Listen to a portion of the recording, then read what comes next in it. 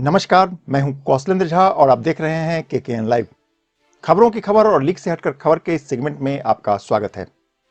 पश्चिम बंगाल में सत्ता के लिए राजनीति का महासंग्राम शुरू हो चुका है। यहां विधानसभा की 294 सीट है और एक एक सीट के लिए रस्साकसी जारी है। मुख्य मुकाबला टीएमसी और बीजेपी के बीच है। हालांकि लेफ्ट और कांग्रेस ने मिलकर सत्ता के लिए कदमताल शुरू कर दिया है। इस गठबंधन में कई छोटे और क्षेत्रीय दल भी शामिल हैं। ऐसे में बड़ा सवाल ये कि क्या होगा, दीदी या दादा? इसको समझने के लिए बंगाल की करवट बदलती सियासी समीकरण को समझना जरूरी है। सवाल उठता है कि कहां से शुरू करें। मेरे समझ से इसके दो रास्ते हैं, एक जो नक्सलवाड़ी से शुरू होकर नंदीग्राम तक पहुंचता है और दूसरा जो सिंगूर भाया नंदीग्राम तक पहुंचता है। मतलब साफ है वह ये कि बंगाल की राजनीति में नंदीग्राम महज एक विधानसभा की सीट नहीं है, बल्कि यहां से पश्चिम बंगाल के राजनीति की दिशा तय होने वाली है। सवाल फिर वही कि यह कैसे होगा। इसको ठीक से समझने के लिए इतिहास के कुछ पन्ने पलटने होंगे। विश्लेषण की शुरुआत नक्सलवाड़ी से करते हैं। बात करीब 5 दशक पुरानी है। उत्तर बंगाल के नक्सलवाड़ी गांव के आदिवासी किसानों ने हथियारबंद बगावत शुरू कर दिया था। ये लोग चीन में हुई क्रांति से प्रभावित थे। बगावत की आग तेजी से फैली।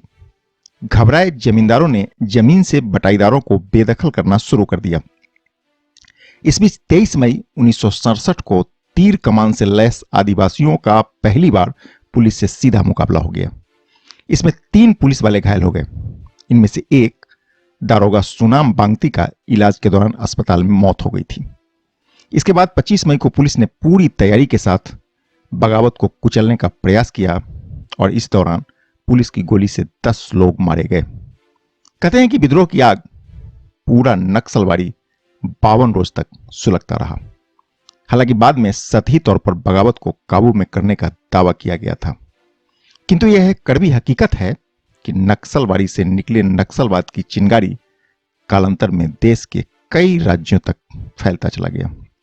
चारू मजुमदार और जंगल संथाल जैसे बड़े नेताओं को गिरफ्तार कर लिया गया, जबकि कानू सन्याल पुलिस से बचकर उस दौर में भूमिगत हो गए थे। कहते हैं कि नक्सलवाड़ी की इसी चिंगारी से पश्चिम बंगाल में वामपंथ को सत्ता में आने का मौका मिल गया।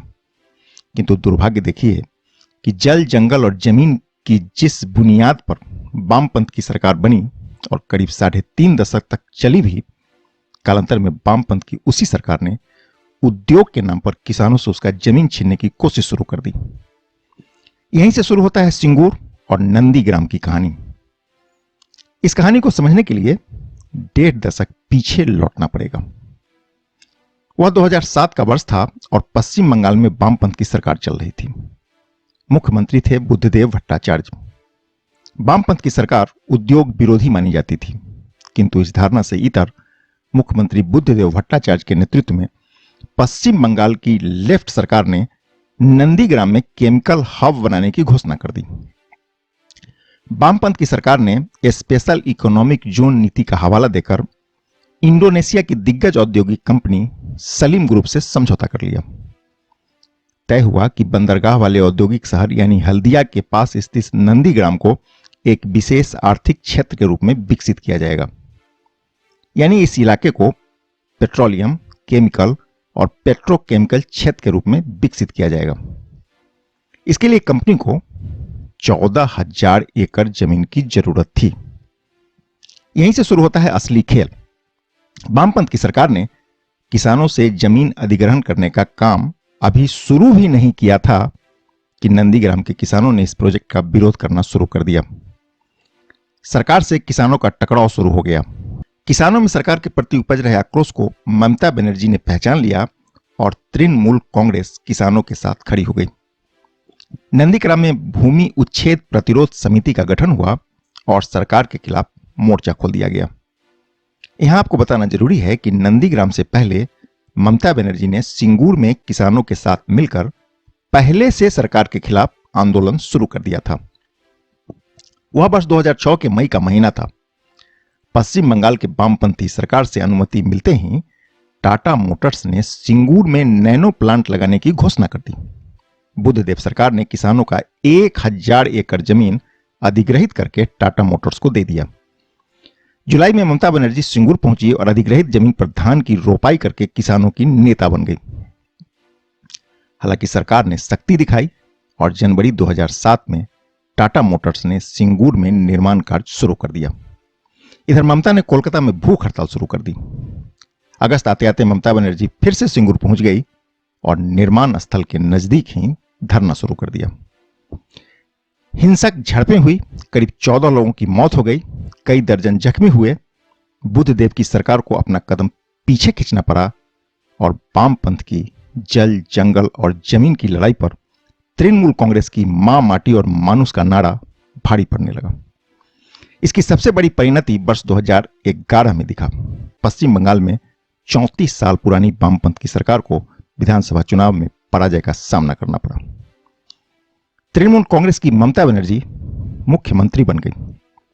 समय का चक्र देखिए, अब एक दशक बाद सिंगूर में लोग कहने लगे हैं कि काश उद्योग लग गया होता। खैर, हकीकत यह है कि ट्रेड यूनियन आंदोलन से पश्चिम बंगाल का अधिकांश जूट मिल पहले ही बंद हो चुका है। नए उद्योग आए नहीं, नतीजा बेरोजगारी बढ़ी और इससे गरीबी में इजाफा हो गया। यानी बात जल, जंगल, जमीन की हो या मां माटी मानुष की, समस्याएं अपने जगह पर आज भी बरकरार है, बल्कि विकराल रूप धारण कर चुकी है। इस बीच सत्ता बदलती रही, निजाम बदलते रहे, विचारधाराएं भी बदलती रही, पर हालात में कोई सुधार नहीं हुआ। अब राजनीति की विडंबना देखिए। बस 2021 का विधानसभा चुनाव पूरे सवाब पर है।